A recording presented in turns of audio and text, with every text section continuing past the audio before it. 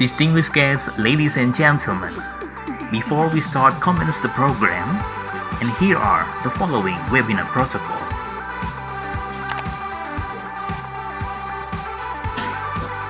For each participant ID, please use your real name following with your origin of institution.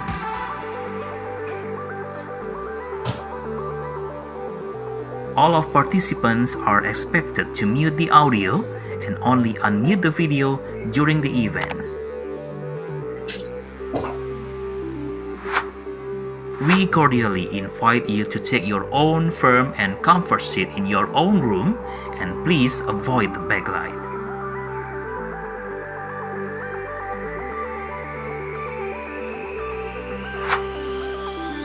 Make sure that you have a good and stable internet connection.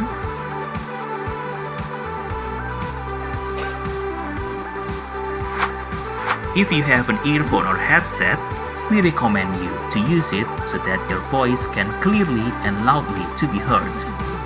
During the Q&A discussion session, all participants, please use the chat box to deliver the questions. Thank you for your cooperation and consideration.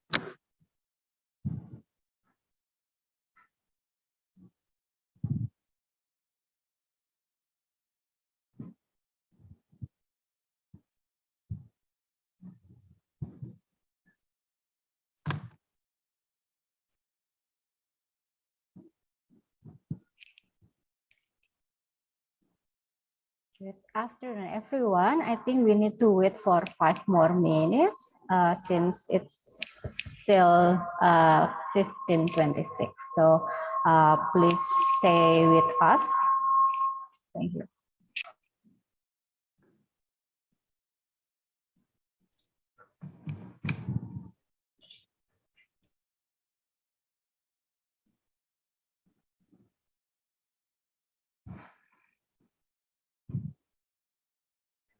So I think I would like to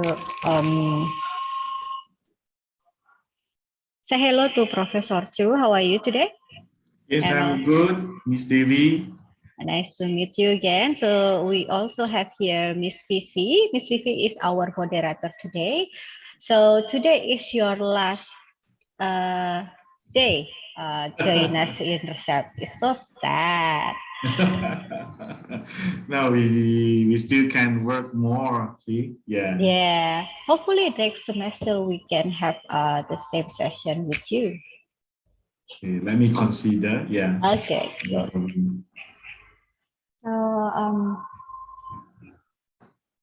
still have 2 minutes. How are you, Professor Chu? Yes, I'm Good very afternoon good. to you. Maybe, yes, thank you. Yes, it was nice to see you here. Thank you, thank you.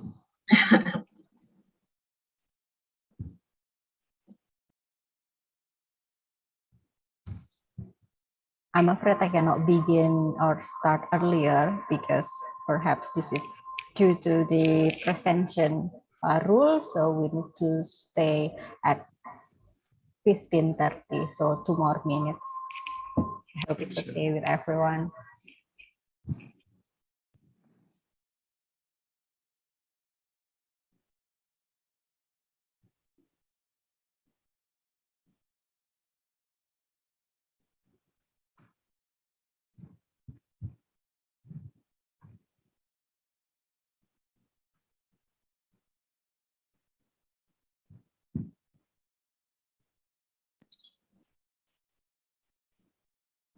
How are you today, Dr. Xu? Is it Yes, hot weather in Malaysia right now? yeah, I mean, it's a fasting month, I think same as in Indonesia, right? Yeah. So, yeah, everything's still normal. The borders has opened. So you all Yeah. can welcome to come and visit us here. Yeah.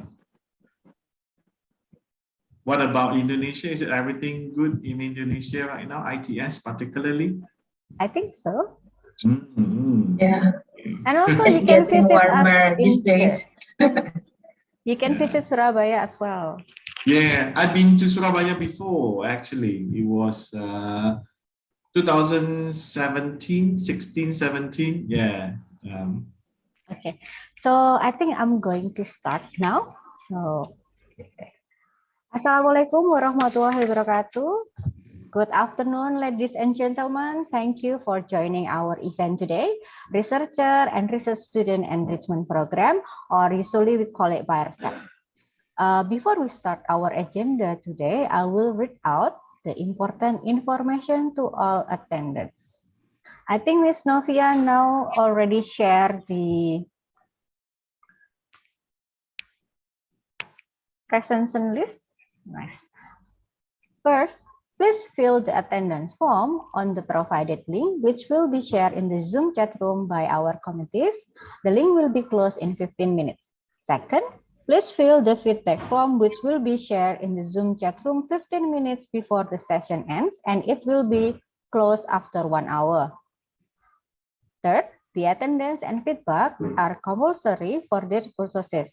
Attendance is mandatory for the new ITS master and doctoral students. Certificate of participation is eligible who have 80% of attendance, and it is for STEM for it, which is eligible for only ITS undergraduate student.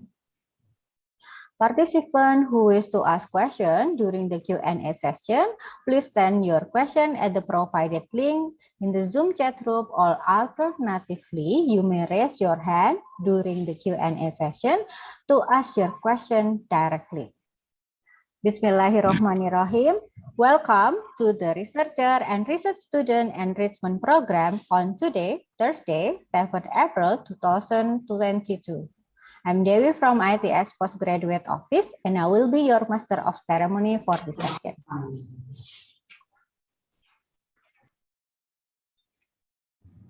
Before we start the session, please allow me to inform you on today's agenda. The first agenda is the opening by MC, which will be followed by the introduction to the moderator and also the speaker. After that, we will get to the main agenda, the lecture session, then followed by the Q&A session, and it will be ended with the conclusion and closing.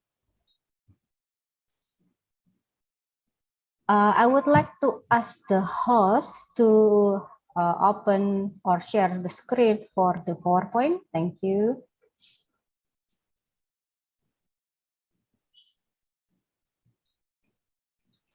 Now, I would like to remind you again to fill your attendance form shared through the provided link in the Zoom chat room, which will be closed in 15 minutes from now. Before moving to the next agenda, please allow me to elaborate about today's lecture. Today's lecture theme in RESEP is about common research methodology in your field. Will be delivered by our speaker, Associate Professor Boon Cheok Chu from University Technical Malaysia Malacca, or we call it BayuTem. And it will be delivered as well by Insinyur Oktaviani Turbaningsih, MT PMP from ITS, who will be the one conducting our session today as our moderator. Let me introduce you to our moderator today. Our moderator today is Insinyur Oktaviani Turbaningsih, MT PMP from ITS. She got her bachelor degree in science in ocean engineering and also Master of Science in the same area from Institute Technology Bandung. And then she also gets specialist diploma in maritime business management from Singapore Polytechnic. Currently, she is a lecturer in marine transportation engineering major at ITS. She is also an enthusiast researcher in the marine transportation field for offshore and maritime infrastructure development. She also is a project engineer in PMP certificate specialist in project cargo mobilization. Her research interests are flexible and adaptive planning for infrastructure development, project cargo logistic optimization, modular construction development in Indonesia, port and terminal engineering asset management. Without further ado, let's proceed to the main agenda. To Miss Vivi as our moderator, the time is yours. Thank you, Ms. Dewi, for introducing me to the audience. Assalamualaikum warahmatullahi wabarakatuh. Shalom and good afternoon. Hello, everyone, and welcome to Researcher and Research Student Enrichment Program. My name is Oktaviani Turbaningsih,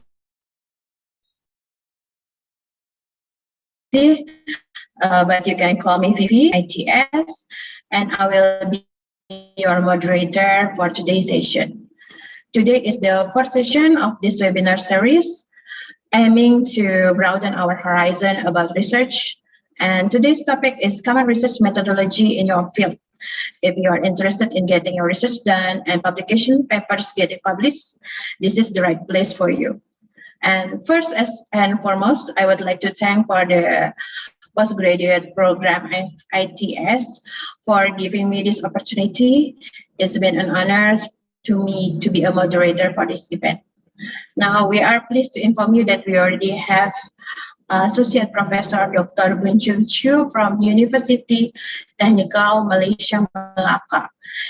It's my pleasure to meet you here, sir. Okay, previously I will have watched your YouTube also for your lecture from the previous session. It helping us to prepare our paper to be ready for the publication as well. Before we come to our main event, let me provide a brief introduction of our speakers. Dr. Bunjung Chu is an associate professor from the Department of Technology Management, from Faculty of Technology Management and Technopreneurship, University Technical Malaysia Malacca. He is an expert in technology management, and his research interest is mostly about technology management, renewable energy development and also deployment, clean technology, innovation introduction, sustainability practices, blue technology, innovation and management, and also the carbon management. I think the research from the research interest of Dr. Chu is very trending these days. So this is such a good opportunity for me to join you in this event. So without any further ado, let me hand over to Dr. Bunjung Chu. Dr. Chu, the time is yours. Thank you, Engineer Vivi. A very interesting introduction. Thank you, Devi, for this chairing the session. So today I'm going to share with you this talk about this common research methodology in your field. So I would like to share screen here. When I received this topic, honestly, I feel very nervous. Fundamental reason is because, first thing is because this topic will usually take up, if counted by lectures, it will take almost 3 lectures to complete. So I need to make it into 1.5 hours. I have to be Superman. Secondly is, I think I have various background of students over here, I believe. So, but by looking at management aspect, I try to accommodate as much as possible to see the spectrum of qualitative and quantitative. I'm not sure whether, do I have any qualitative guys over here? Anyone that doing qualitative? Is yes, you give me a like. If it's no, I'm not sure whether should I share it, but I think yes, might be I can do something. Any qualitative researchers over here? Anyone? Yes or no, or mostly of you will be in quantitative perhaps? Okay. Quantitative or qualitative, please? Both? You are using both, is it? Yeah, we are using both. Okay, Suppose. Right. Sure. I myself is a qualitative guy because I am using it very frequently. By looking at the field of my studies, I'm more can summarize it into environmental management, right? Everything to do with sustainability, environmental. The blue technology over there is talking about water. Because of my first degree, I was graduated under civil engineering. So hydrology, hydraulics, all these are my favorite subjects. So I really like it. And then we are talking about water management over there. And obviously, when you look at my profiles, you know that I'm an environmental guy. I'm a green person. If to my students, I tell them saya lebam-lebam, hijau-hijau, lebam-lebam. Yeah. So that is the field that I really like. So maybe I can share with you some of it. And obviously, when I need to capture so many of you, I try to make sure that I'm able to provide the most important information. I try to summarize it. Then after that, if let's say that you have anything you want to discuss, you can tell me. As I say, I'm very much doing on qualitative because of the nature of the studies. Environmental studies is still a very new trend and new topics. How are we going to make sure everything is sustainable, achieve the sustainable goals development, and then how are we going to learn with these developed countries, for example, from the Europeans or even from Northern American, Japan, Koreans, how are we going to learn from them to become more sustainable, etc., and etc. So that is the natures that puts me over there. Apart from that, I also doing a little bit about quantitative, but definitely not simulation, even though I'll talk to you about simulation. So if you have questions about simulation, then it will become for me, I'll pretend that I do not know about that. Okay, so it's an honest revelations to all of you. Right, so first thing first, you do not need to worry. You can always get my materials when you Google BCQ SlideShare. And when you click over here, then you will come to the page where I've already uploaded the slide over here. Okay, so there are a few slides over here. I'll keep it as long as possible before this slide share is closed, because there are lots of memories over here. I have to thank Miss Devi also keep on sharing with me the videos. Yeah, I love the sessions. I love the talk to all of you. It's a precious opportunity for me. Actually, I'm learning much more from you. Not only you are getting from me. Okay, so that is the very fruitful discussion that I have. Okay, right. So to facilitate a good data transmission, I'll definitely will stop my video, and then you can hear my voice behind. Okay, so don't worry, I'm still here. The only thing is you hear my voice so that you can able to concentrate on the presentations that I'm going to share with you. So it's all available at the BCQ SlideShare. Yeah. Okay, right. So when I received this topic, the first thing that I realized is it is a vast topic that I have to cover. But I need to make sure that I'm not going to make you, confused. Because when you're looking at methodology, it's not method. Because I keep looking at the keywords that have been given. So it's not about research method, but instead of research methodology. So it means that it's a studies about the method. So I need to go back to the fundamental, where we'll discuss a little bit about the research philosophy. I know some of you might not like it, but we have to also know a little bit about it in order for us to at least understand how the research actually capable to generate knowledge for all of us. Okay, so I have IRBV with me and also Miss Devi. Thank you.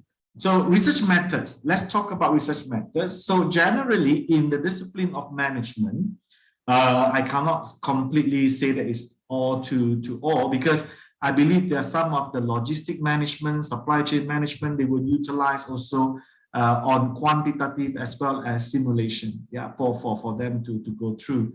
So if you look at this research method, when we are talking about business or management perspective, then it majorly will be divided into quantitative and qualitative. Okay, so Q is a quantity and L is a quality. So it means that this is all about statistical analysis, where you come up with words, you come up with all sort of numerical data, numerical input and output in order to generate the outcome. Whereas qualitative will mostly utilizing words, yeah, utilizing words for explanation and things.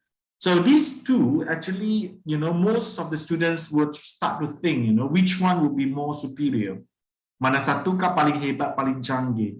So actually, there's no such things about comparing between which one is easier, which one is more superior, or which one is the, shows you that you know better. No, it's actually how are you going to use it. It depends on a lot of factors or the considerations for you to get into the usage of these methods. So how are you going to choose whether you're going for quantitative or qualitative? You will choose based on the field of your studies. Okay, what is the field of your studies? So as I said to you, some of the field of the studies are more into exploring. Like for example, when my part is I keep on exploring how renewable energy, clean technology is going to be invented. For example, I'm looking at many years ago, I'm looking at hybrids. That time it was somewhere around 2012. And after that, I'm looking at how the strategic planning for the transportation, we are working with the city councils. Then after that, right now might be something that we can look at is how far electric cars, So these are the new field of mine. And then it's also involves some of you, perhaps, yeah? So some of you. Apart from that, some of your field of study might go for validation or verification. So looking back at how far things has been done, how far things has been successful. So the field of studies will determine your qualitative and quantitative methods. And after that, we'll talk about philosophy. Okay, you like it, but I'll tell you something interestingly, because most of our students nowadays, they are not really want to look at this into for the fundamental understanding. I can promise you that I'm going to share with you is nothing to be too difficult, but definitely by the end of the day, you will start to realize, that is the way that knowledge is being produced. And obviously, there are also 4 types of research design. Which one is for yours, your topic, your questions, and after that, we are talking back on the quantitative or qualitative methods. Okay. So when you look at the field of studies, it is an academic discipline or branch of knowledge. So you're looking here, I think most of us, when we want to find subjects, for our studies, or when we want to submit our papers, our journals, articles, or when we go to library, we want to find books, right? We want to find relevant references. So you found out that the field of studies actually diverse from one and another. And this over here is not, conclusive. It means that the entire list can go on until zoology and so on. Yeah? Studies about animals. So you're starting from accounting, finance, agriculture, and then you get down to social science. And most of you are under engineering trades, right? So these are the field of studies where all of you would have your ability and as well as your strength. Now, remember, when you're doing your research, I always share with my students, yeah, you have to do something that you really like and something that you're really good at. Why? Because doing research is the time that you have to demonstrate your specialization, yeah, keunikan dan juga professionalisme. So if you found out that you do not like the subject, you do not like the discipline, then you put yourself in big trouble. Does it make sense? So in such a case, you have to always remember, okay, I have engineering. What types of engineering I want to go for? Is it mechanical? Is it electrical, right? And then after that, you get down further. Yeah, I always share with my students, go to become more and more focused. So from here, this is the field of studies. And then you found out that some of the field have a numerical component in there. For example, accounting and finance, right? Then after that, you also have those that going for numerical, for example, mathematical and statistics. So these type of studies would have prone, yeah, kecenderungan, prone to quantitative studies. Whereas you found out that some of it, like for example, you go for languages, right? You go for humanities, and then as well as you go for law, you know. So these are some of the subjects or field of the studies that has the prone ataupun kecenderungan to qualitative words. And then after that, you also found out that there's some of it. For example, you go for engineering, manufacturing, okay? Then you go for diagnostics, you go for medicine, right? And then after that, you go for the other parts like engineering and also engineering trades. This one will utilize combination of both, or as well as the prone, kecenderungan, to go for quantitative studies. So that's why when we are talking about method itself, then the first thing is we can identify through the field of studies. Okay, does it make sense? So naturally it happens in such a way where you can start to think whether your discipline will accommodate qualitative or quantitative. Right, research philosophy. So it refers to the belief and assumption about the development of knowledge. Now you have to understand that go through the research process, we actually try to develop the knowledge. Now some of us might be just little bit of knowledge, not too much. Some of us will come up with a totally new knowledge that has a very high novelty. It doesn't matter. But what matters is the research philosophy itself is to refer the belief and assumption about the development of knowledge. Now, I think some of you might realize when you're writing your chapter 1, particularly, you know, you always have the title called scope of the study, scope of the research, or context of the research. So that is the time that you do assumptions. Okay, you assume something, you know the limitation of it. So that's where that you know that by the end of the day, the development of the knowledge will refer to the assumption and the limitation that you have made. Example, okay, for research philosophy, talking about beliefs and assumption. So we always think, yeah, okay, for example, might be we think children love to eat sweets. Kanak-kanak suka makan gula-gula, betul? They love to eat sweet things, you know, they have the sweet tooth. They always love to have all these sweet candies, you know, all this ice cream or whatsoever. So that's an assumption that you made. But is it everyone would love it? You are not sure. So by the end of the day, when you develop a knowledge out from there, for example, then you know that the sugary intake for the child, you know, age from, for example, 5 years old until 10 years old, that is also the limitation that you have. And then you do already have the assumptions over there. Then after that, this development of knowledge about sugary intake, particularly would be valid for the children between the age of 5 until 10, that you have already made your assumption as well as your context and limitation. And obviously you also can tell, okay, I'm looking at the child, the children, you know, within the age of 5 until 10. I'm not looking at more than that, because more than that, they might behave in a different way.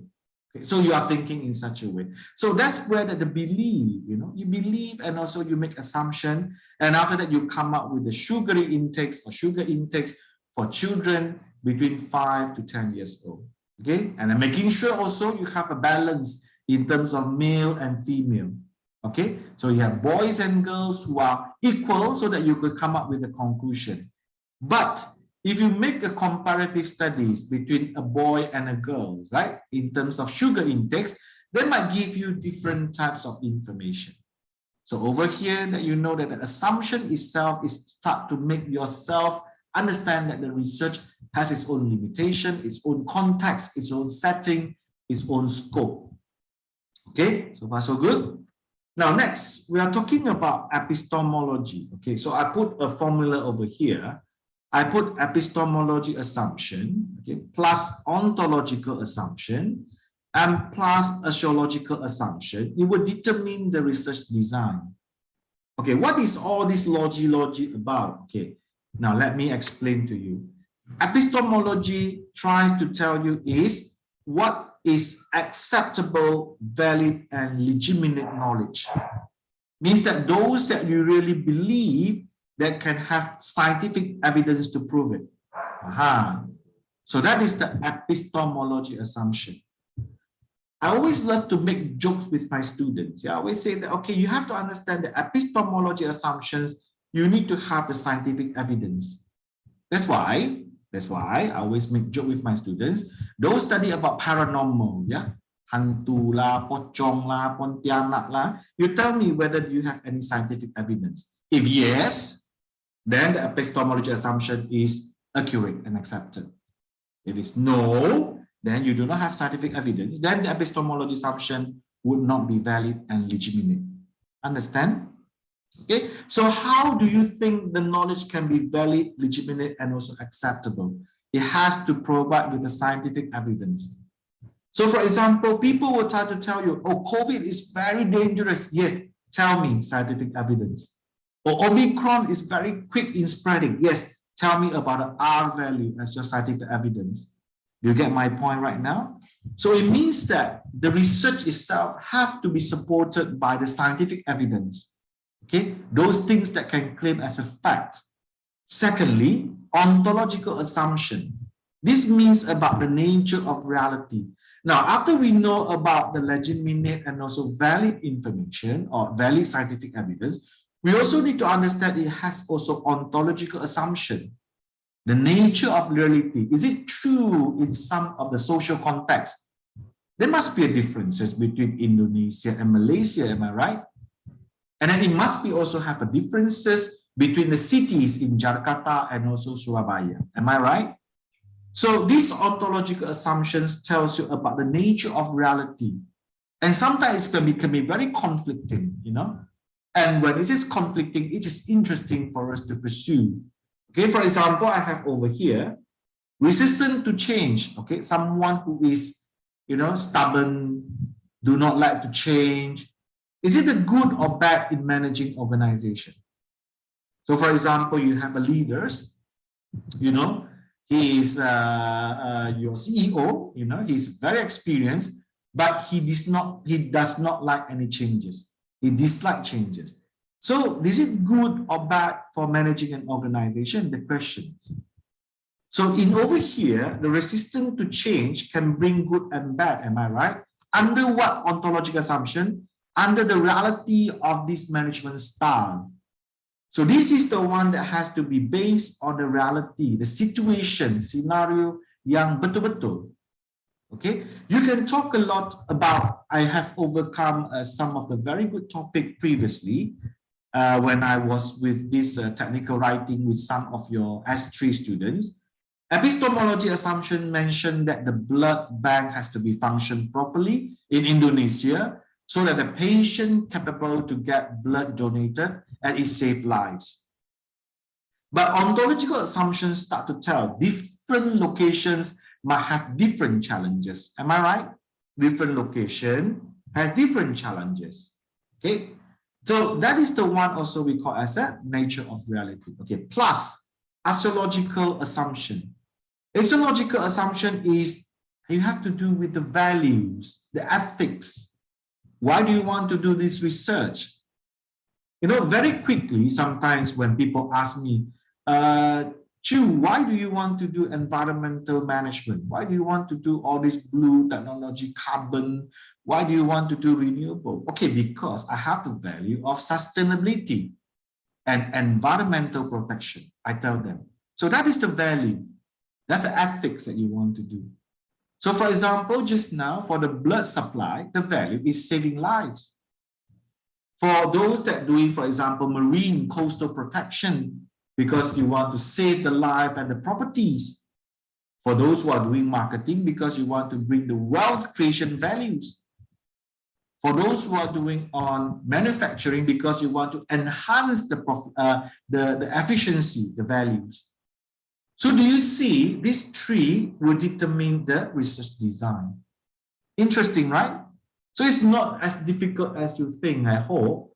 That's the way that I can, simplify it for you to understand. So in such a case that research design has to have 3 elements over there: epistemology, which is the scientific evidence. You cannot just keep on telling me how do you feel, right? You have to really reveal, your scientific evidence in your research. And ontological assumption. What is the reality of yours? You can't compare Indonesian with Western companies because they have totally different organizational culture. You can't compare it because they have a different background, different historical situation. So that's where they call the nature of reality. And finally, you're looking at Asiology is the values and the ethics that you want to bring. So Asiology basically is the one that you will always tell that the contribution of your research. Oh, I want to increase efficiency.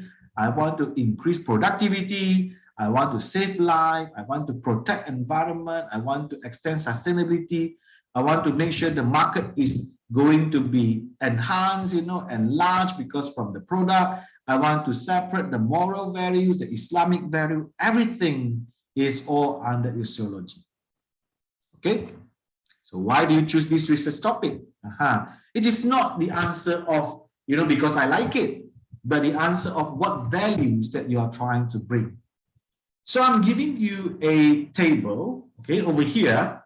I summarize it into 3 assumption types, which is ontology, epistemology, and osiology. And I have the questions for you to reflect, tanyakan diri sendiri. Okay, under the research philosophy, no matter you're engineering or you are social science or whatever fields that you have, you will try to comply these 3. That's why this is a difficult one if you don't understand, but once you get it, then you found out that it become very interesting. So as I mentioned that ontology is something about the reality, the situations. So what is the nature of reality? Okay, the organization, what type of businesses or services? How many employees over there? 2,000. Is it employees only Indonesian or is it as international staff? So that is the nature reality. What is the world like? What is a company like? Okay, so what are the organization like? What is going to be in an organization? Do you feel motivated? Do you feel that you're happy over here? Do you feel the teamwork? What is that being a manager or being managed? How do you feel if you're being a manager? Or how do you feel if you have become a staff, right? So over here, you are looking at 2 sets of extreme, means that objectivism and subjectivism. Now, objectivism means that those that looking into positivists, that you're looking from the data itself, that you distance yourself from there. Subjectivism are those that you understand how it works and you do not listen. Instead, you involve yourself over there. So for realism, it's going to be real, it is external because you are thinking about one true reality, and this is about things, about others. Whereas subjectivism, when we're looking at ontology, those people who are going for quantitative or qualitative, I can try to really in such a way. This is the one that dedicate by convention, the way that you do, socially constructed. What does it mean by this? Yeah, what does it mean by that? Okay, so I remember some of the words I always say to my students. I say, there are some of the words I might not really well, if I talk in Bahasa, it might bring another meaning for Indonesian students. So please forgive me if my meaning is not correct, I tell you like that. So sometimes you can understand, okay, socially constructed, it gives you different type of meaning. For example, I remember, a seronok, in Indonesia and Malaysia is different, right? Seronok is different. And after that, pening kepala, is different. It tells you the different socially constructed meaning. And obviously, it's not only one true reality. It has to get a few realities. Perhaps over here, you found out that for female, they think in this way. For male, they think in this way. Make sense? And after that, you're following on the process. And somehow it is chaotic because you're looking at the complexity of it.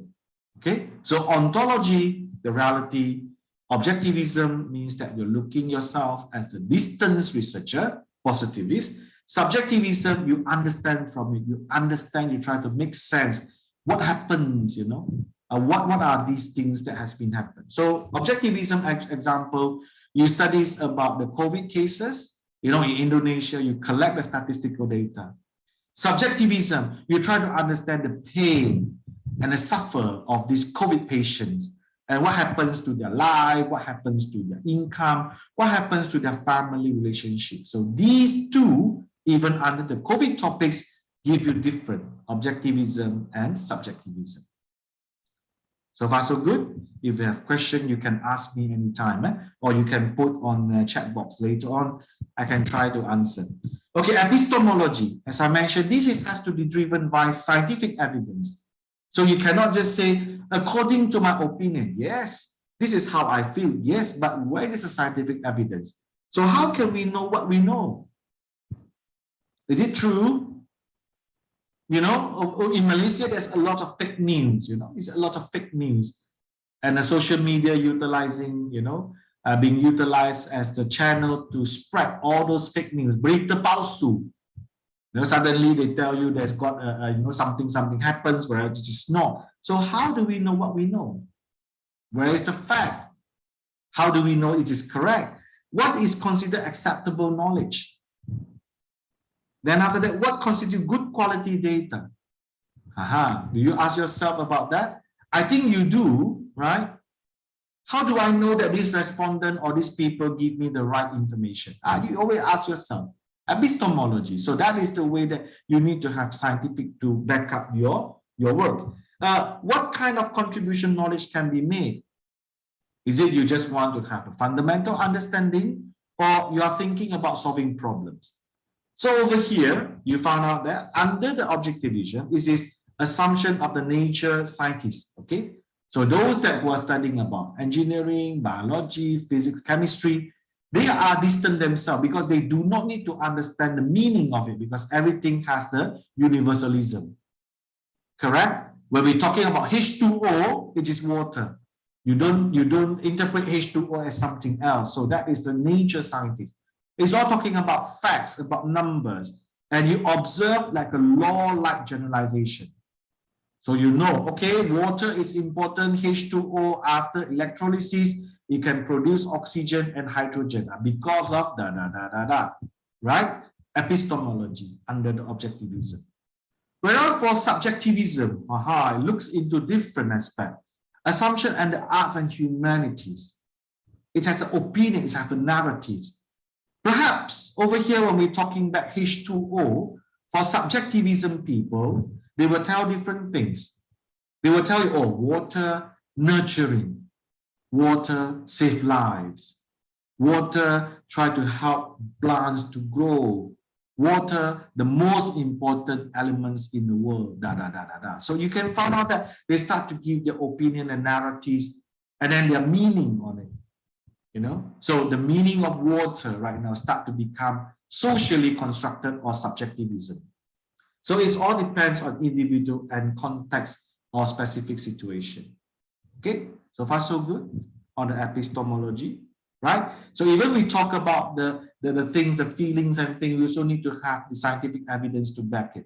Okay, so some of the theory might tell you, yes, water indeed save life, water to cleanse, right? For Muslim, water is to cleanse, you know, right before you pray. You know, for Buddhists, water is going to do for cleansing as well. So there are some of the similarities, you know, by meaning of different types of individual and also the specific context. So last one, we're talking about axiology, your values. What is the contribution of your work? So most of the time when we do research or when we're writing articles, we are talking about the values. So over here, what is the values in the research? Okay, how are we going to treat our own values when we do research? Do you believe in something?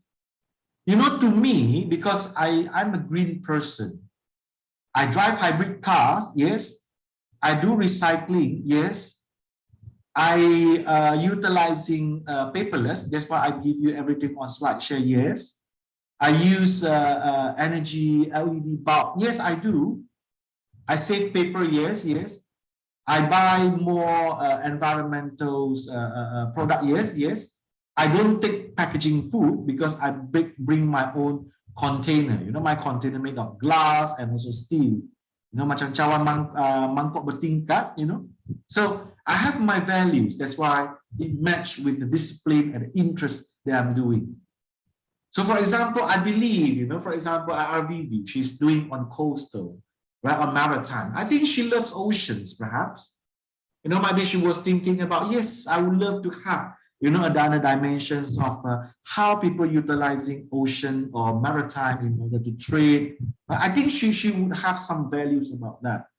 And when we further down to your research, every one of you would definitely have some values in yourself. You might be thinking about Islamic, you might be thinking about halal, you might be thinking about the love, the care, helping vulnerable people, helping elderly people, save life. Yes, the value. And how do we deal with the value of research participants? Does the research participant have a similar value like us? That is also one of the things that we can go through, you know. Should we thinking about saving animals after the first stage? Yeah. You know, those that dogs and cats, you know, that running on the street, yeah. You know, yang berkeliaran itu, should we save them? Some of them will say, no, we should not save them. We have to kill them. Some of them, no, we have to save them. So do you have any contradictions in terms of the values? So in such a case, objectivism is very free and detached. They only need to understand what are the things because they come up with a universal true reality. Whereas for subjectivism, we are value bonds. You know, we empathize on people sharing. We empathize, we understand what people are talking. You know, sometimes when you're looking at, you know, some people, for example, you go to the factory and the manager say, oh, I'm making my company, you know, famous. Well, for example, you go to ITS, you talk to your lecturer would say, you know, I would like to make my students successful. So what does it mean by the value? The value means that motivated. And he look after young generations. So that's a value that bonded.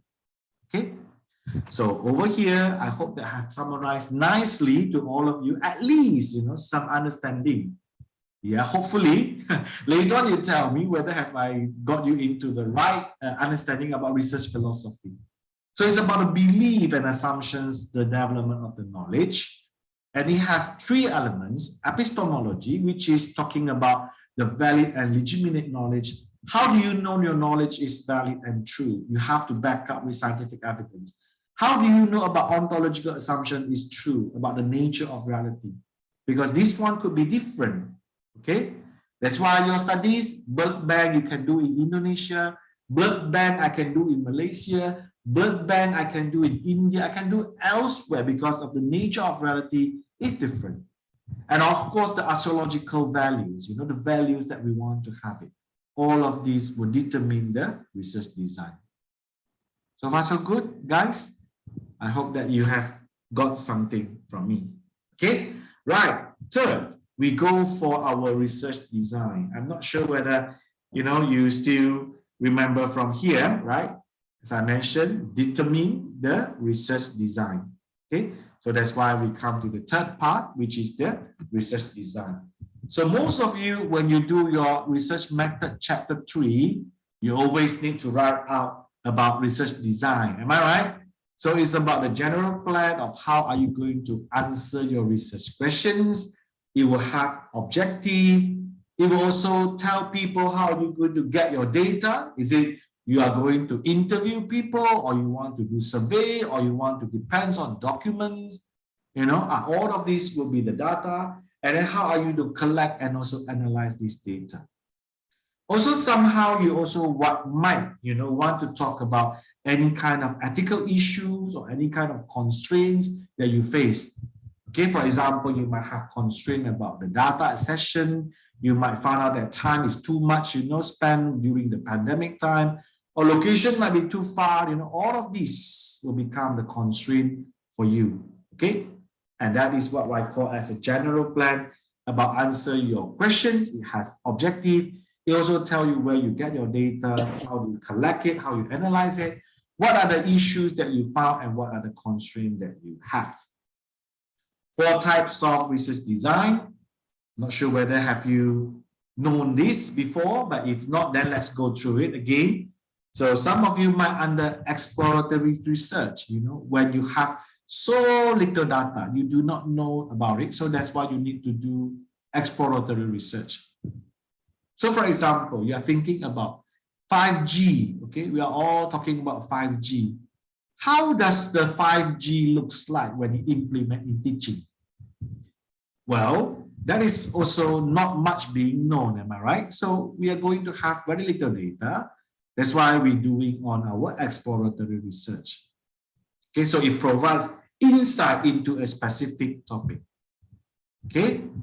Second one is descriptive. Those things that you already, known, currently happen or past research phenomena. So you see, before this, in year 2020, when COVID first detected, it was considered under the exploratory research. All the scientists, trying to understand what is the DNA, what is the elements, of this COVID virus, and why is it being constructed in this way? How is a spike protein, blah, blah, blah. Then after that, they conducted in-depth studies. Then after that, they come up with a vaccine. So all of us, we got vaccinated until now, correct? So during that time, very little data, they go for exploratory. But right now, I think you all can do descriptive research, correct? You already know it happens right now or happens before. For example, how far COVID brings economic turmoils for Indonesia. How COVID has impacted all of us. How COVID have changed our life. You see, COVID changed our life indeed. Last time I need to travel to Surabaya for the sake of deliver one lecture, then I go back, Then after that, I start to think, this is time consuming, this is resources consuming, and then I create many carbon footprints. I create more carbon because I need to fly to Surabaya. So why not we utilize online? As long as we have a stable online internet connectivity, then we can do it, see? So it seems that I'm talking in front of you, All of you just get the knowledge from me within 1.5 hours or 2 hours. Then after that, when I switch off, I found out that, okay, I just came back from Indonesia, ITS Surabaya. So do you see the descriptive research is something that happened now or happened in the past?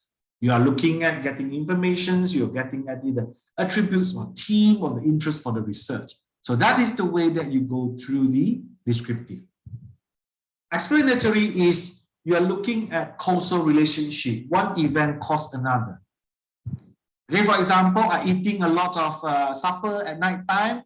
Of course, my weight will gain. Ya, saya semakin berat sebab saya makan banyak supper, makan malam. Pukul 12 saya makan banyak-banyak, maka saya jadi berat, saya jadi gemuk lah. So that is the causal relationship. Okay, so for example, I do more exercise. I do more exercise, my blood pressure will get reduced. Semakin banyak saya bersenam, maka tekanan darah saya sedang menurun. Yeah? So that is the explanatory. When you're trying to look at the variables, how you're going to relate these variables together. And finally, the fourth one that we call is evaluated research is we want to find out how well something works. How is it going to be if we do this or we do that? So that is an evaluated research. So for example, today we say that, okay, I found out that I have already done this. Okay, what if, I put AI into my manufacturing, would it become better or become worse? Okay, better in terms of what? Performance. Worse, then I need to take out a lot of people from the job. So people might be unemployed. So that is the evaluative research that you are doing. Okay, so far so good about the research design. So over here, I give you a few questions about this, where we can look at exploratory, descriptive, and also explanatory. So exploratory, key variables not defined because of little data. Descriptive, key variables are defined. Okay. Explanatory, key variables are defined and the relationship are defined. So you know that, impossible, yeah? If you eat a lot of fast food or you eat a lot of supper, you still can very slim. It is impossible. Okay, you definitely will gain some weight, right? So the situation under exploratory. So quality of service is declining. We do not know why. Kenapa kita punya quality service itu semakin menurun, tapi kita tak tahu kenapa dia menurun. Is it because of people not happy with it? Is it because our employee is not helpful? Would it be people interested in our new product idea, for example? Okay. Today we know that we already have a lot of fried chicken, yeah? Betul? Banyak fried chicken. Okay, so we have a taste, a Thai curry, crunchy, right? Can we have durian mixed with the fried chicken? Okay, durian fried chicken. So do you think that people will love our durian fried chicken? That is the question. We do not know. And how important business is process re-engineering as a strategy? So that is also the questions that we would like to find out the answer. Descriptive. What has been the trend in organization downsizing over the past 10 years? Companies getting bigger and bigger in terms of the size, the structure, the resources, but you found out that people are getting lesser and lesser because automations, computerizations all are coming to the company operation. So what has been the trend in organization downsizing? Questions. The last year product recall have an impact on our company share prices. For example, Toyota, in somewhere to 2016, 17, I can't remember precisely. So they have a product recall for their cars. Do they have any problem on their company shares? Yep. And has any average merger rate for financial institution increased in the past decade? Is there any banks in Indonesia they go for merger acquisition, combine together, joint venture to become bigger? Okay. And last one, explanatory. Which of the two training programs is more effective? So you know that the training, and then which one is more effective? Can I predict the value of energy stock? Okay. If I know the current dividend and growth rate of the dividend, can I predict the price? Okay. Do buyers prefer our product in new packaging? So that is the explanatory research questions, right? So that is there's examples that you have from the research design. Number 4, research topics. Okay. So which type of research you're conducting? Are you conducting a basic one or an applied one? So then applied one will improve the understanding of a particular problem. You face a problem right now, so you want to have an applied research to provide solutions to the problem. And you're trying to find a practical relevance and value for the organization. For example, you found out that when you're in your studies right now, because everything is conducted online, you have the problem about working with people. You do not able to conduct teamwork. You do not able to work with the team group projects because you are studying alone at your home. So how are we going to improve this type of problems? So we provide solutions on that. So that is what we call as the applied research. Whereas on basic research, then you found out that this is the one that you are going to have expand your basic or fundamental understanding. Okay? So how do you know about this? So you are going for universal principles. Your studies about biology, your studies about physics, about chemistry, your studies about materials, you study about life science. You are getting to understand about the basic and fundamental knowledge. And the value is you want to bring benefits to the society as a whole. Okay, so that is about the research topic. And these both also will determine which type of methods that you're going to use. And the next one is research question. So most of you already have research question, then you know that it's important for you to express it. And you need to say what is the issue or problem that you wish to study. What is your project will seek to find out? You want to get the explanation and you want to get the answer. One of the criteria that determine whether your project is success, and remember, if you have answered the research question and you develop a set of clear conclusion in your chapter 5 or section 5. So once you have answered the research question, you can come up with a good conclusion. Then fundamentally, I would say, you have already successfully achieved your research, okay, or complete your research. And obviously, this research question also will guide you in terms of literature review, your research design again, your data collection, your data accession, and also your data analysis. Okay, so when I show you just now, so you can see why we have to reach research method is because it's determined by a lot of factors. Your field of your studies, as I mentioned, finance, mathematics, you definitely need to deal with quantitative, numerical, law, language, you need to deal with, prone, kecenderungan to qualitative. Your research philosophy, remember, epistemology plus ontology plus axiology will determine your research design. Your research design, you have 4 types, right? Exploratory, descriptive, explanatory, and after that, evaluative. Your topic, is it your topic about the basic research or you're going for the applied research? And your research questions definitely will determine your literature review, your research design again, your data, how you're going to collect, how you're going to analyze. And all of these, 1 until 5, will determine what you call as the methodological choices. Okay, so welcome to the last part. We are talking about methodological choices. So you know that quantitative is about quantities. That's why it's a numbers. And qualitative is about the words because it needs to describe, you need to explain.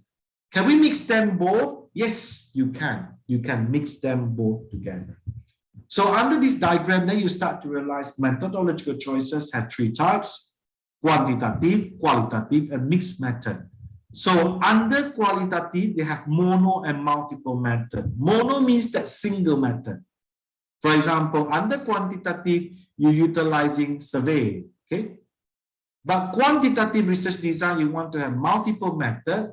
Maybe you want to do survey, okay? And also you also want to do experimental, okay? So that is the way that you're mixing them both.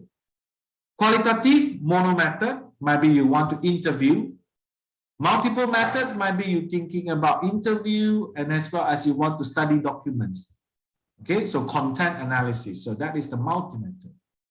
Mixed method, you can go for a simple mixed method by looking at quantitative mixed with qualitative, or you can go for the complex situation. Complex situation where you are looking at how are you going to mix them all together. Okay, right. So let me explain a little bit about quantitative. So researcher is seen as independent, right? You remember objectivism. Taking part usually refer to the respondents, is designed to display the relationship between variables. Either you're making into a descriptive analysis or inferential statistical analysis, or maybe you want to do simulations. Yeah? Then after that, often use probable sampling to ensure generalizability. The method is rigorous, defined, and highly structured. So you collect the result in numerical and standardized data. You analyze the conduct through the use of statistic, diagram, software, okay, simulation, and resulting meaning derives from numbers. 100% means that perfect. 0% means that poor. So you can see in this way. Qualitative, those that utilizing words. So you know that you are not being independent, means that you are detached. You are kind of connected with the respondent. The respondent tell you, oh, I'm very painful, because I got COVID, and my parents, they got COVID, one of them passed away.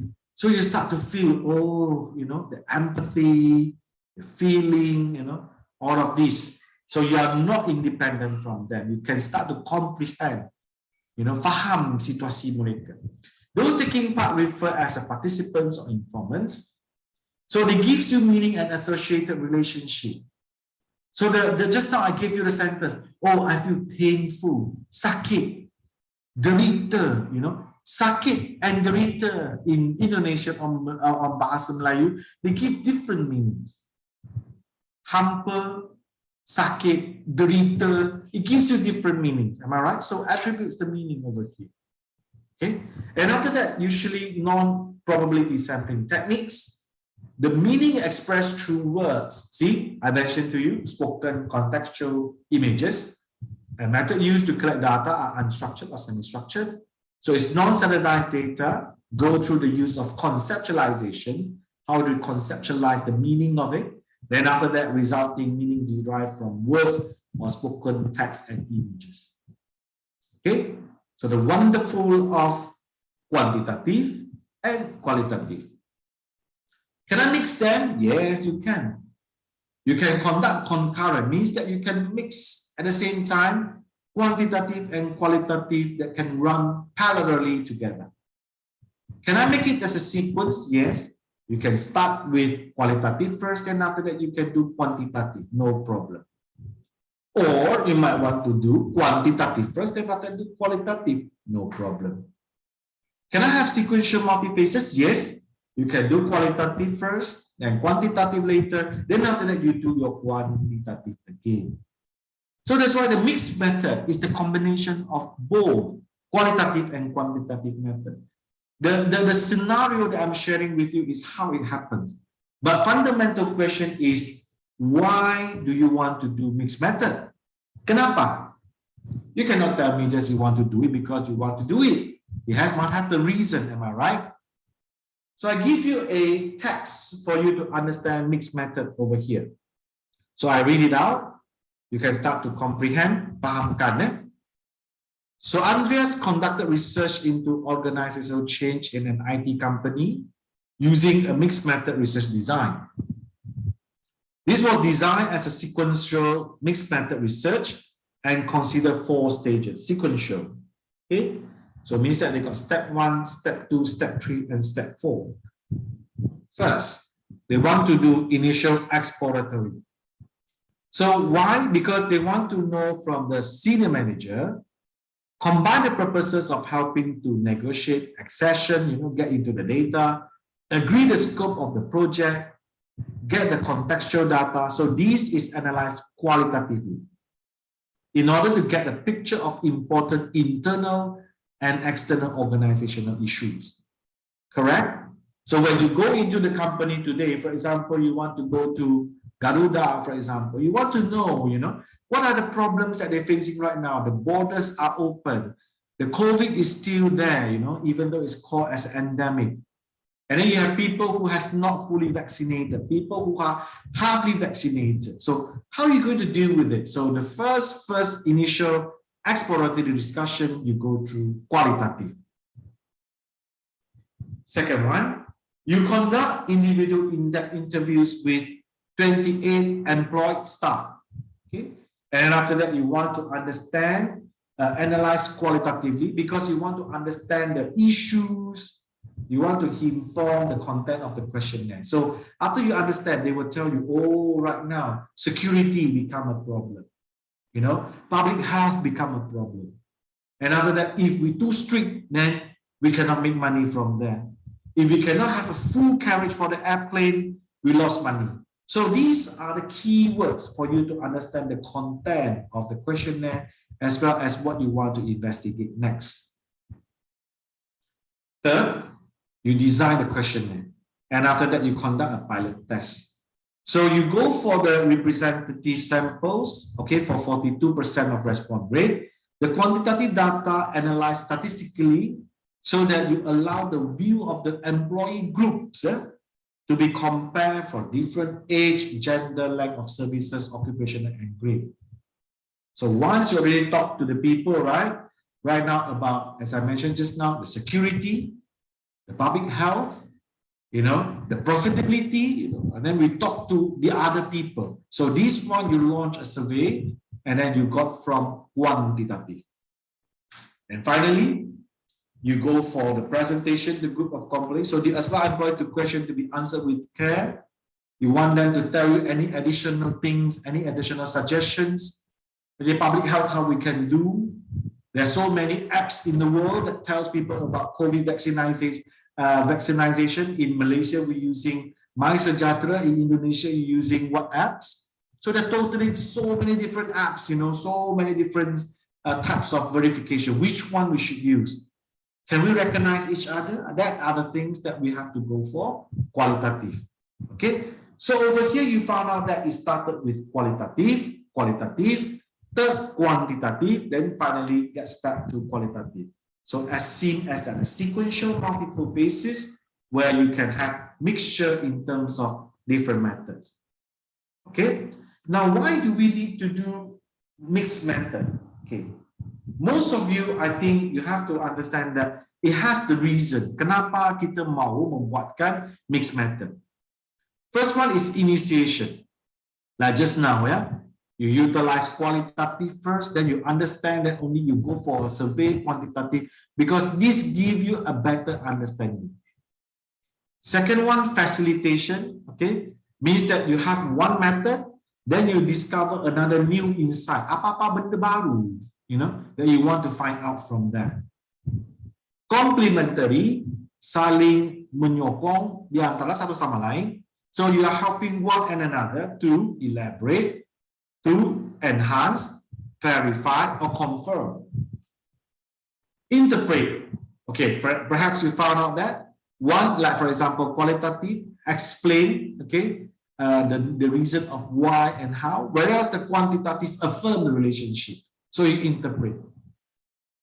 Generalizability means that you're utilizing it in order for you to get the establishment, because you have to know qualitative has a difficulty to achieve generalizability. So you have quantitative in order to help you. Diversity, okay, so you can get both information.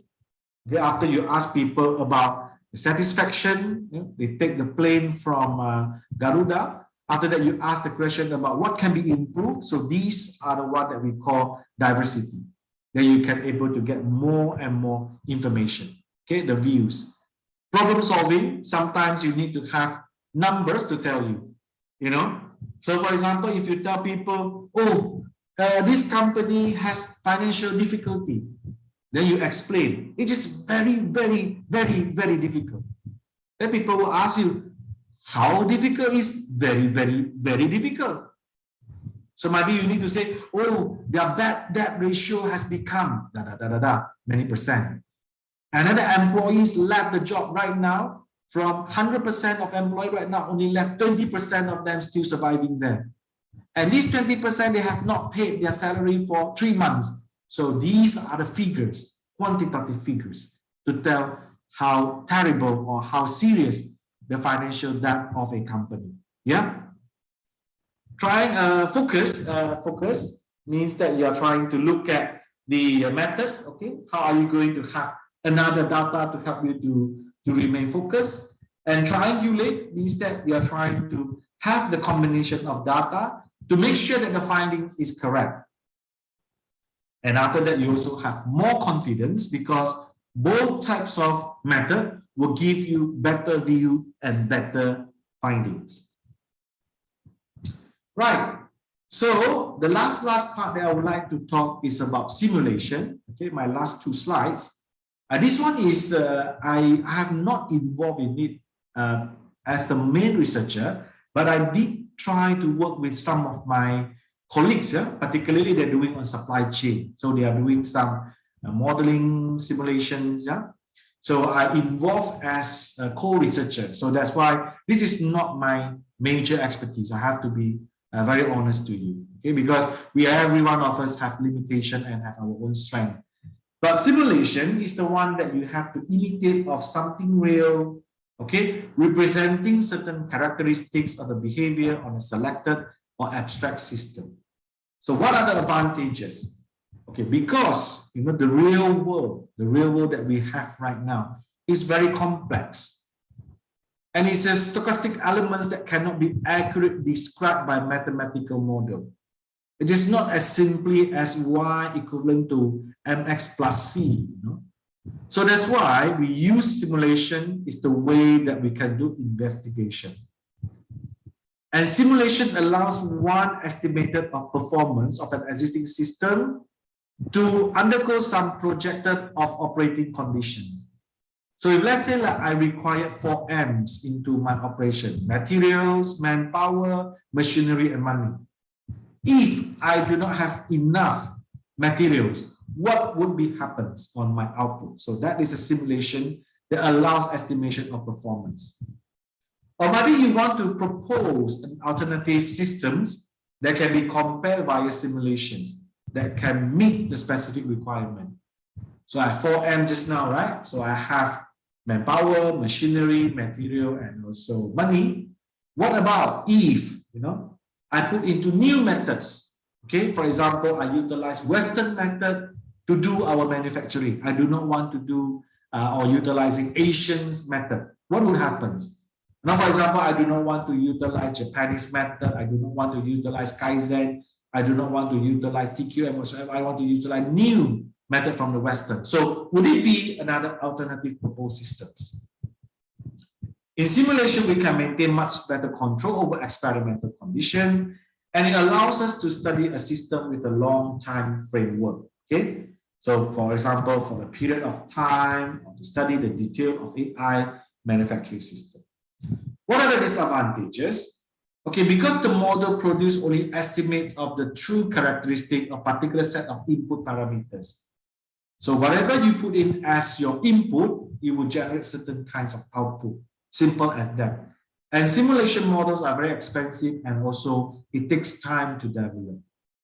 And if a model is not valid, okay, no matter how sophisticated it's going to be, the simulation result will provide useless or little useful information about the actual system. Okay, so that's why simulations, if it's not valid, no matter how impressive is it, it's not going to be helpful. So some of the studies utilize both simulation and also analytical model. And I think this is useful. And obviously another way that they're looking at is they have an analytical model that can suggest reasonable alternative. What can you do? What you should do in order to conduct a simulation studies. Okay. So last but not least, I'll show you the end of my studies, this research onion. So you can see over here is you are towards to the data collection and analysis. Then you started with the philosophy first. Okay, I'll talk to you only about the epistemology, ontology, and sociology. I have not get into the different types yet. But definitely you know that just now, we're mostly talking about positivists and also interpretivists, right? So this is the one that you detach yourself, you stay yourself as an independent researcher. This is the one that you understand what is the meaning told by your respondent. You understand the social context of it. Then after that is obviously it has deduction, abduction, induction, mono methods or multiple methods. Then after that you have your strategy, cross-sectional, and finally this will determine your method for data collection and data analysis. Okay, so with that, I hope that I would like to conclude.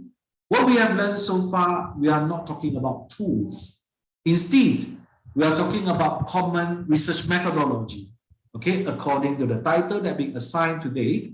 That's why we start to understand both qualitative, quantitative, or you want to mix them together.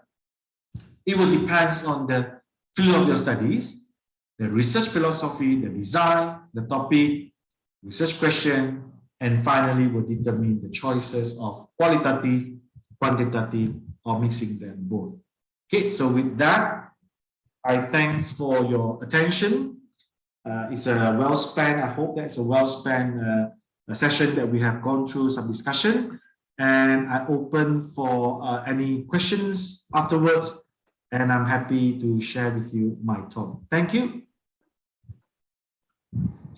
Thank you very much for Dr. Chu for giving us such an informative and also amazing explanation. I think I learned a lot about the research methodology, both for qualitative, quantitative, and also mixed method research. And actually, now we already come to the question and answer session.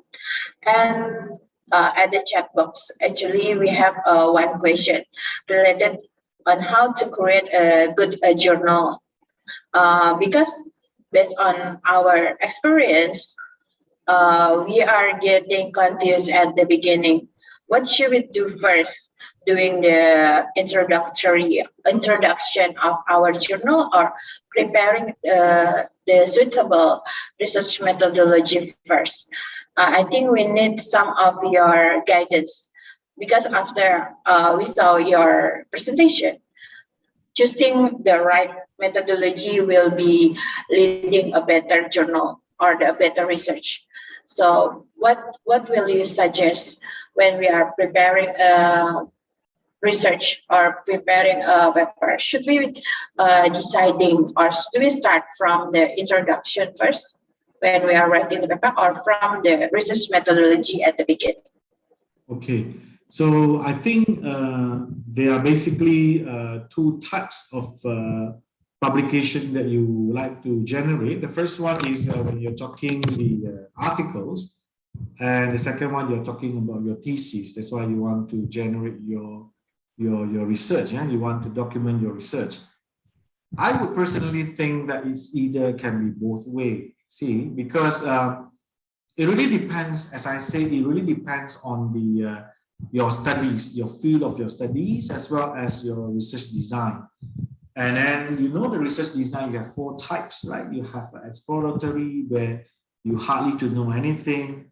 Then you also have those that you also already know about it, for example, explanatory. And if you want to evaluate, it's called evaluative and so on. I would say that if you have a very clear decision in your mind, you can go for introduction and the method, it doesn't really matter. But if you are still very new for your research, for example, you are just started your journey, right, for your master's or your PhD, then I think in order to make sure that you have a good idea, you should come up with a proper research idea by tangifying, writing it down in introduction first. It will help you a lot for your formulation. Because I believe introduction chapters or introduction section, you would have your research problem, you have your research questions, right? And your research objectives. So when you have these 3 elements stable down, then you're able to see what are the next stage of the method that you would like to apply and also implement. That's my general advice to all of you. Thank you, Dr. Chiu. Maybe I would like to ask the audience to use the feature raise hands to ask the question directly. Yes, please. To our speaker.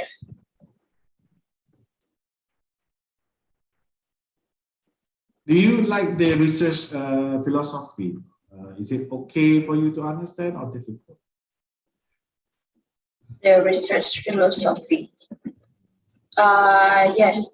Actually related to the research philosophy as well. Maybe any other want to ask a question first? Well, we go through the philosophy. Yes, any question? Today is my last lecture, please. Actually related to the research about the basic or pure research and also the applied research. That one will be about 2 different type of idea. One is for the study why this one is happening, and one is want to improve on the system. Actually, based on your guide, based on your experience, if as a master degree or maybe a doctorate student, what should we do if we are maybe not really expert on the practical knowledge, but we want to do the applied research? What should we do to proceed with that? And as well as if we are coming from the practical field, maybe some of our postgraduate students are already practitioner on or expert on their industry, but they want to pursue their research on the pure research or basic research. What should I think? What will be your suggestion for us on that part? Okay, I think every one of us have our discipline. I believe. When you are talking about those basic science, for example, social science, sociology, you're talking about biology, chemistry, physics, or even studies about the, astrology. So these are mostly about fundamental understanding. So you're expanding your fundamental understanding, how does it work, and so on. And of course, those that would love to have application, right? You want to solve the problems, then you would like to pursue for the applied research. I would say that it is okay for both sides, those that practitioners want to get back to the basic, or even, basic people would like to go for applied. I give you one very interesting examples. I have students who are doing on agriculture, right? So his jobs is actually try to maximize, the agriculture's product, for example, melons. And then he knows there's a lot of factors that will influence the sweetness of the melon. Yeah, buah melon, tembikai or whatsoever. You found out that if the watermelon tembikai is not tasty, not sweet enough, it usually would not be purchased by the people, by the customers, because people don't like tasteless. People like it to be sweet. But sweet tembikai, sweet melons, always invite all these, bugs, serangas, okay, try to become the one that would destroy the flowers of this plant. So by the end of the day, it might not be able to produce a good melon. So these practitioners need to understand how are you going to control, to stop these bugs, serangga, that come in and attack the plants or even attack the flowers when it grows, so that the melon could be produced. So does he need to utilize any chemicals, any pesticides or herbicides or any kinds of medicine, or does he need to just confine the places? So these all could utilize the basic research to understand how actually your mechanism or your way can interact or can stop or can avoid these bugs from making destroys on your plants or your flowers. So you get back to the basic, even though you are the one that practitioners, the people who are tremendously have been emphasized on producing the melon output. On the other hand, those people who are basic, you also can start to think about the practical parts. Mostly basic people, they are talking about their fundamental understanding. So they need to engage with the industry. One of the way basic people, basic researcher should have the knowledge or access into industry so that they can contribute to the industry. One of the very good examples would be how the materials of alloy has been produced. Stainless steel is one of the very successful examples, where that time it just, you're trying to have two materials that you have to make into one. Then after that, you produce another new material, which is called stainless steel. And then at that time, what it is used for? It is used for the industry, because people know that the ferrum or the iron alone can rust it very quickly. So in such a case, the basic people that know how they're going to have a molecular stages of material that can be combined or produced can also have an application for industry in order to practice what they have found or what he or she found. So I said one side is you get back to the fundamental to understand. Another one is the basic researcher gets to the industry to go and understand what are the requirements and the problem faced and what are the demands from the industries. So you will bridge very well on both sides, actually. Thank you for your very nice explanation. Before I read another question from the chat box, I would like again to invite all the audience to maybe using the feature raise hand to ask a question directly. Maybe if you want to ask in Bahasa also no problem. So we can interact in two ways, it will be much better. Okay, while waiting, actually there's a question related to the systematic literature review. That one actually more towards the qualitative research. What do you think the relation when we are selecting between the qualitative analysis and quantitative analysis? Should we do the every time before we select the research methodology, we should do the systematic literature review first, or what should be done before that, based on your experience? You mean would like to determine the method, right, from the literature, you mean? Yes. Well, when you conduct your literature, you are looking at the piece of work that is being conducted by previous researcher, and right now it is published. Then basically you can learn a lot of things out from there. So I'm talking like, for example, journals, a good published journals, a good quality one. From the studies that they have done, you are able to, replicate the methods that has been used or you might want to suggest another new method so that you can come up might be one, same result, or second might be different results. So as we going through the literature review, it's definitely going to guide us in a lot of aspects, giving you fundamental background information, giving you theory, giving you research method that's been done. You can learn whether the research method is appropriate or any missing things, any limitation they can overcome. Then you can determine your next steps, definitely.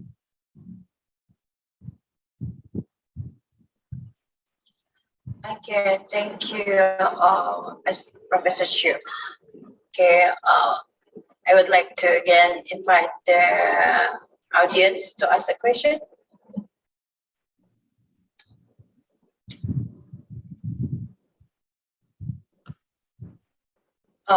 And then what will you suggest for example, the master degree and also the bachelor degree, master degree, and also the doctorate degree? What should they do at the beginning before they selecting the research method? Because I think the most common method for the doctorate degree will be the mixed method. Or can we suggest also that the mixed method for all the level of degree for bachelor, master, and also the doctorate, we can apply those the methods, the mixed method, something like that? Well, I think I gave a lecture about the finding research idea. I think every research, whether you are going for S1, S2, and S3, you need to have a proper research idea at the first stage. And after that, when you get into your different levels of requirement, I'm not really sure about Indonesian's requirement, institution requirement, but maybe my advice is S1, S2, S3 is not only determined by the methodology itself.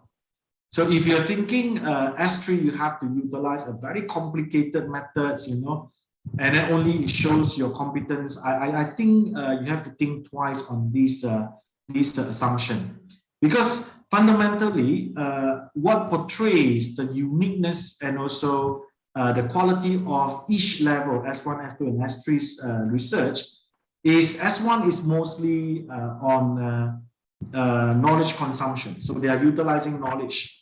That's why they can utilize simple, they can even utilize mixed method. It doesn't really mean mixed method must be complicated. No, it is about appropriateness, about why do you want to use it. Then S2 would be semi, you might be utilized, you consume the knowledge, or you might, you need to generate a little bit of the knowledge. And S3, I think, from the world scale that we follow United Kingdom's standards, right? What we learn from them is that S3, the PhD will always talk about the theoretical contribution. So over there, it's about, not only knowledge consumption, but on knowledge generation. So from here, method itself is the tool. So if you see my onion, research onion by the end of the day, it doesn't really mean that it must have a mixture. Let me share it again so that you all can understand. It doesn't work like, it must be very complicated. It doesn't really mean in this way. So from the onion that I've shared just now, this onion is an interesting onion that comes from Saunders. You would see that you can go through any kinds of philosophy. You can even go through mono. You can select one. It can be one, then get into data collection and data analysis. Okay, you can combine both. You can have a mixed method. It's really up to your design, And then most importantly is what are the values that you want to bring for your S1, S2, and S3. So I do not think it is determined by method. It is mostly about your design, as well as the contribution that you have to comply based on your institutional requirement. Okay, thank you. Okay, thank you. I think before I come to the last question, I would like to invite you again.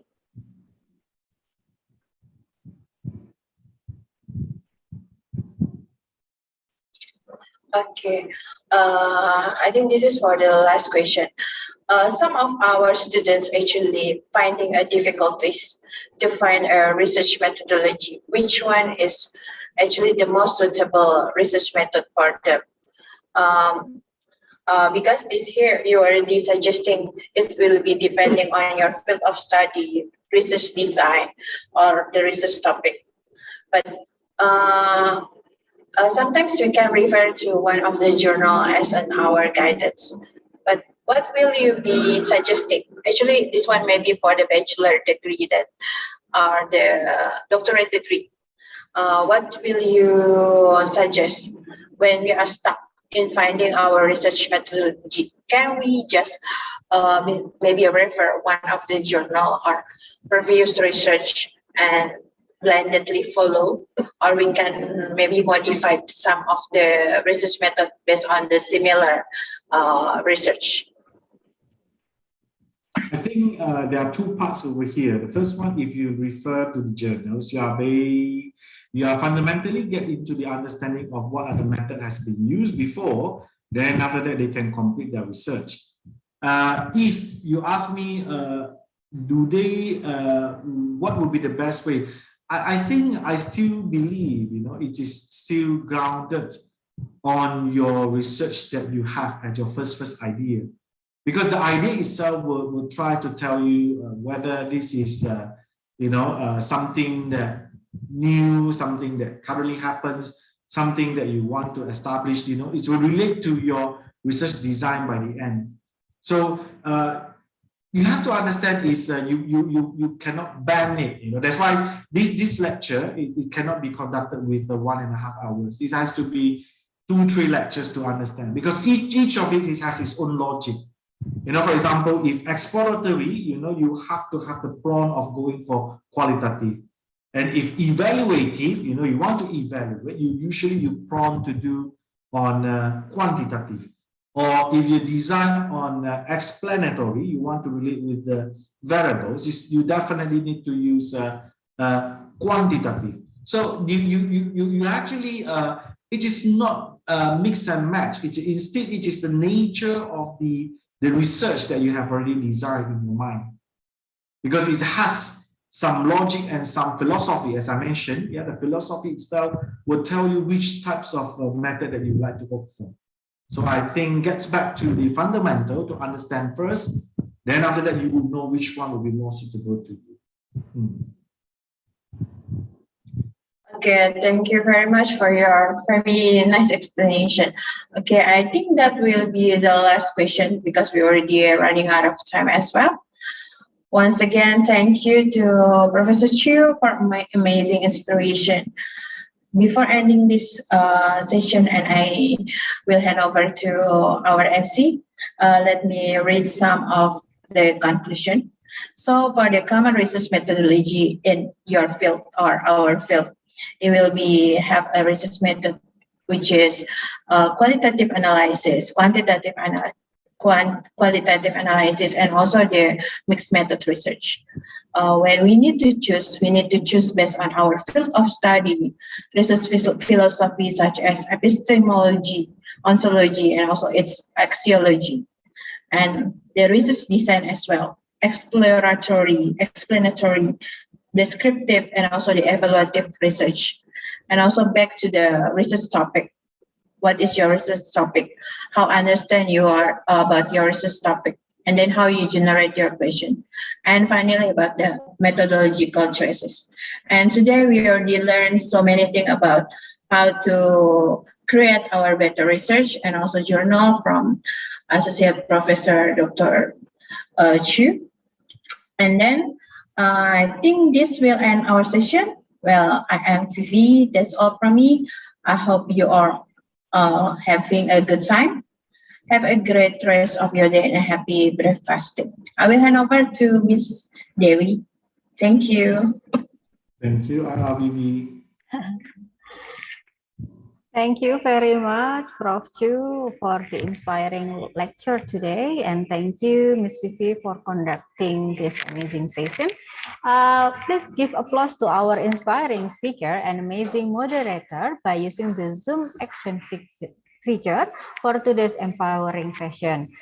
Now, I think I would like to invite the host to share screen. Thank you. So this is certificate for Prof. Chu as our gratitude for today's session. Thank you very much, Professor, for your availability today in providing the session. For the next certificate, I will present it for Miss Vivi. Thank you very much, Miss Vivi, for your time, for your effort today. It's really great. And then before we part, I would like to inform you that we will still have future agendas on RCEP for which will be conducted on 21st April 2022. We will announce about the speaker and also the moderator, of course, like 1 week before. And you can see it on the poster we are showing you right now. You can check it on our Instagram pages. And then before we end today's session, I would like to invite everyone to show their face to take a picture. Come on.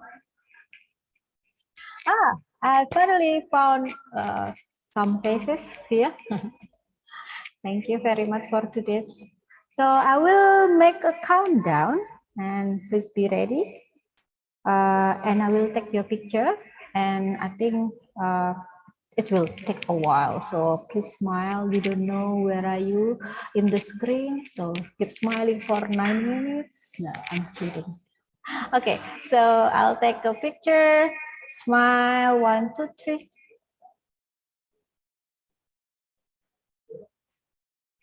Thank you. Next one. Smile, 1, 2, 3. Next one. Smile, 1, 2, 3. Number 4.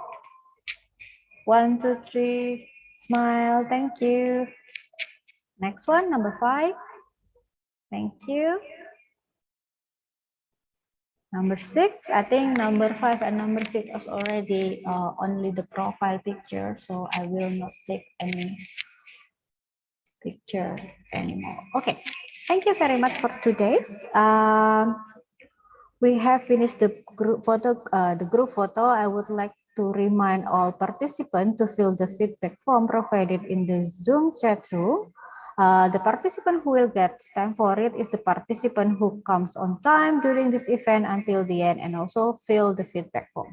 Finally, we have reached the end of today's RCEP, and we sincerely apologize for any inconvenience during the session for me as the master of ceremony and also the committee. We will see you again on the 21st of April. Once again, thank you everyone for joining the session. Thank you the speaker, Prof. Chu, and also the moderator, Ms. Vivi, for the inspiring session. Good evening, and stay safe and healthy, and bye-bye. Thank you. Thank you, Prof. Chu. Thank you, Ms. Vivi. Thank you very much, Prof. Thank you, Prof. Chu. Thank you, Thank you, everyone, for coming today. Happy Mubarak. Thank you, Prof. Bye-bye. I will keep the Zoom open for a few minutes to give time for the participants to fill the feedback form.